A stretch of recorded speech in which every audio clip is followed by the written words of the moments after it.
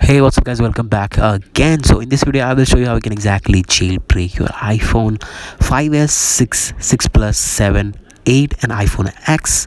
iOS version is supported guys, 12.5.1 and the iOS 14.6. okay, and if you have the earlier version then you can do so how you can do that, so everything in this video with the step-by-step guide, so please make sure you follow the step-by-step guide. And if I show you the iOS version right now on my iPhone here, so you can see right now it's running iOS 14.6. okay, so iOS 14.6 is currently running, and if you have the back version and previous version also, like iOS 14.4.1 or 14.5, you can do also. okay, and if you have the iPhone 5s, 6 and 6 plus with the iOS 12, 12.5.1, 12.5.2 or the 12.5.3, you can also do jailbreak with this. okay, so please follow the step by step guys. So first we have to actually connect the iPhone first, and after connecting the iPhone we need to actually go back to our computer, and all the necessary link that required to actually do the jailbreak, it's in the description. okay, so without further delay, let's